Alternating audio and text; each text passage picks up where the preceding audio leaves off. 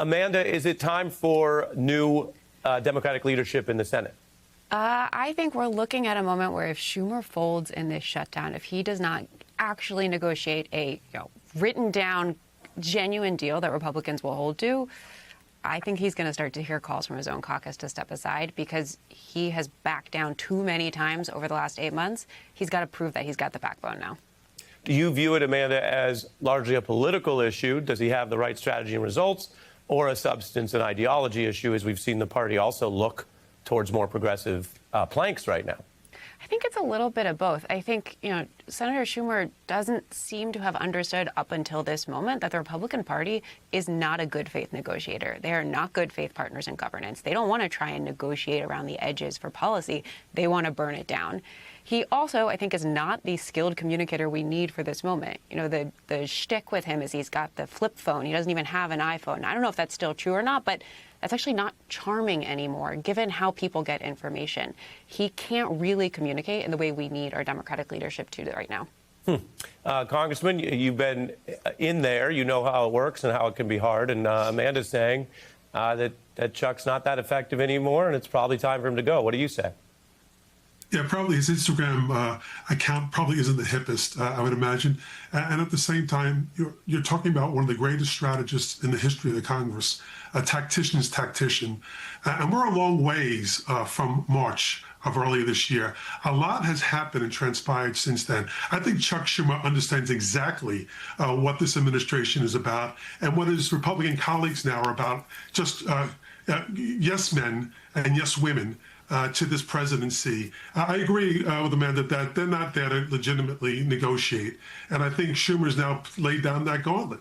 And he has kept together his caucus, with the exception of maybe 3 votes. They're winning. The people out there understand that it is the president's shutdown. It is the Republican-controlled House and Senate shutdown. It's not Democrats who are forcing this. Democrats are standing up for workers. Democrats are standing up for people who need health care in this country. And Schumer's leading that charge. But I also would like to say, Ari, he's not necessarily the leader of the country. He's the leader of the Senate. He's not the Democratic leader at this point, nor is Hakeem Jeffries. He's the leader of the House. Who is? We're waiting for that. We're waiting for that. Well, we don't even know yet. We're waiting for that presidential candidate to happen, and that'll happen over the next year. Let me jump in, Congressman. You're speaking to one of the debate points, which is some folks are saying that this idea that you wait around to have a whole primary, in a couple of years from now, and find this leader, that the stakes are too high, which, of course, is something Democrats also say, and that you have to start fixing some of the party's perception. I mean, Jon Stewart is not known for his endless Chuck Schumer hate. You can't dismiss him as a hater. He's seeing a punchline in the messaging problem. And I'm going to show you some TikToks where writ large, and again, to be fair, not just Chuck Schumer, but writ large, the Democratic leaders in D.C., this is the reception on TikTok. I am feeling incredibly angry at the Democrats right now. Thought about it. I did a lot of reflecting, and it's actually everyone else's fault that I lost. I'm a lifelong Democrat. It's our party that has left me feeling unsettled. We don't resonate with the average voter. It's just a fact. Democrats are now viewed as the party of elites. And Joe, then you say, okay, those are clips, but here's the national data. This party at this moment, more underwater, 30 points or so down than we've seen before. Joe. No, I see that number, yes. There's no question that we have a lot of work to do. But also harken back, Ari, to my own, loss 7 years ago. Back then, at 56 years of age, I was being called Grandpa Crowley. And I'm sure that many of the same folks you just showed on Instagram were saying the same thing about me back then.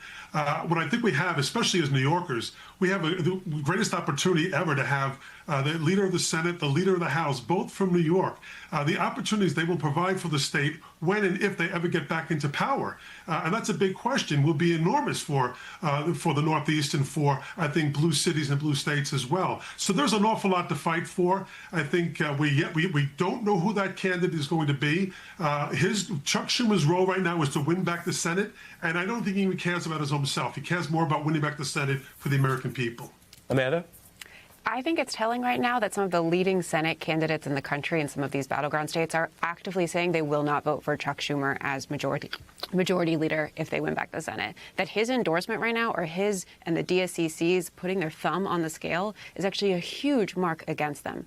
Democratic primary voters do not trust the D.C. establishment. They severely understand that the leaders that got us to this point do not have the skills nor the stomach to get us to the next one. They will not be able to get us out of this crisis. Now, I am comforted by the fact.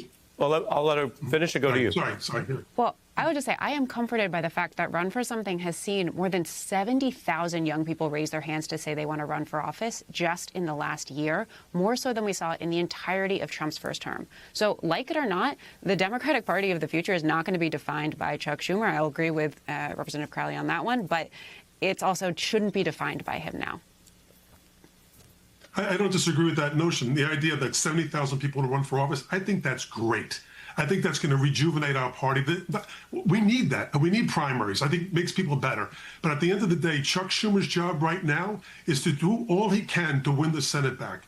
And we have a tough slog against us because we don't have really great states that we're running in 2 years. So that is his number one job right now, as is Hakeem Jeffries' job to win back the House of Representatives. And we see what's happened with the Voting Rights Act and what they're doing to this country. And if he fails at that, I think they both understand the odds. If they don't win back the Senate in November, then would you look for new leadership, Congressman? That's up to the Senate to decide. It's not up to them. You know, it's a small. No, I know. crowd Well, that gets now to you pick sound like a politician. Yes, it is technically up to That's the the Senate. reality. Well, yes, it's technically up to the reality, though. It's up to the Senate, but we're having this discussion, and I'm asking you point blank, do you think if he doesn't win back the Senate, should he get another try? Because the question on the table from a lot of the younger members of the party is, why keep running the same people and same blueprint if you're losing? I think if Chuck Schumer is not the leader, this doesn't necessarily mean he's not a member of the Senate. You know, that's the other point here that you're really getting to is in 2 years. That'll be up for the voters in New York to decide whether Senator Schumer is sent back to the Senate. In terms of their colleagues, that's up to the colleagues to decide. You know, it's inside baseball, Ari. As much as I want to say how someone who's going to replace Dick Durbin is going to vote in 2 years, we don't know. Yeah, I hear you, and we're running out of time. It's not complete inside baseball. It's not inside baseball. Well, we just showed you a lot of people in the country who seem to know that Schumer and Jeffries are in charge, and they're looking at that. I'll give Amanda a final word as well. Well, If Amanda can tell me who they're going to vote for Senate, I'll listen to that. Well, Leadership. it is such a problem that he is at this moment putting his ego above the brand of the party. The fact that so many young people, and I see it on my For You page constantly, are saying, I don't want to go with the party that has this guy in the front of it, you know, standing, waving his fist, fecklessly saying, we will win. They don't think that we are fighting for them because they don't see him as a powerful communicator. They don't see Hakeem Jeffries as a powerful communicator. They didn't see Joe Biden as a powerful communicator who can speak to the issues they care about. So it might feel like inside baseball, but what it looks like is someone putting their ego above the party and above the country.